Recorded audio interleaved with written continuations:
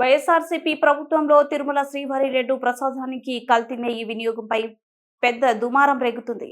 కమిషన్ల కోసమే నాటి ఈవో ధర్మారెడ్డి అర్హత లేని కంపెనీకి నెయ్యి సరఫరా కాంట్రాక్ట్ ఇచ్చారని రాజకీయ పార్టీలు, ప్రజా సంఘాలు ఆరోపిస్తున్నారు. మరోవైపు గుజరాత్ కు చెందిన ఎన్డీడీబీ కాఫ్ లిమిటెడ్ సంస్థ ఇచ్చిన నివేదికలో సైతం జంతువుల కొవ్వు ఉన్నట్లు నిర్ధారణ కావడంతో వైఎస్ఆర్సీపీ నేతలపై తీవ్ర స్థాయిలో మండిపడుతున్నారు. దీనిపై కూటమి ప్రభుత్వం విచారణ జరిపి బాధ్యులను కఠినంగా శిక్షించాలని డిమాండ్ చేశారు. ఏపీ సర్కార్ కూడా ఈ విషయంపై ఫోకస్ పెట్టింది. తాజాగా ఇదే సమయంపై టీటీడీ మాజీ ప్రధాన అర్చకులు రమణ దీక్షితులు స్పందించారు.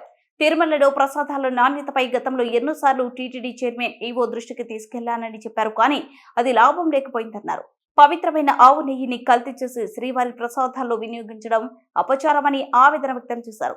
తిరుమలలో ఏర్పాటు చేసిన ఓ మీడియా సమావేశంలో ఆయన పాల్గొని మాట్లాడారు. ముందులాగా లేదు, ప్రసాదాల పరిమాణాలు స్వామివారికి సరిగ్గా నివేదన కావడం లేదు. సరైన ఆగమ ఉక్తమైన కాలాల్లో స్వామివారికి నైవేద్యాలు జరగడం లేదని ఎన్నోసార్లు దృష్టికి తీసుకెళ్ళాం.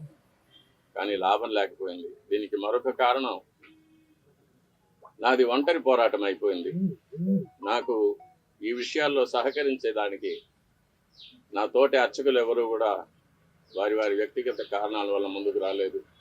ప్రధాన పరిచారకులైన వాళ్ళు రాలేదు. కాబట్టి ఇది ఈ 5 ఏళ్ళు నిరభ్యంతరంగా ఈ మహాపాపం జరిగిపోయింది. ఫలితాలు కూడా నేను చూశాను, ల్యాబ్ రిపోర్ట్స్ చూశాను.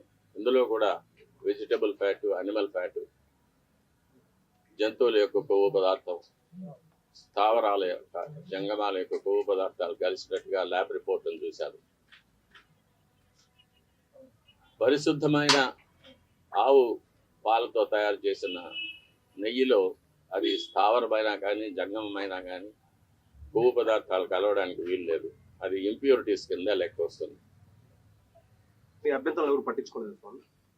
ఎన్నోసార్లు ఇది దృష్టికి తీసుకొచ్చాను, ఈవో గారి దృష్టికి, చైర్మన్ గారి దృష్టికి,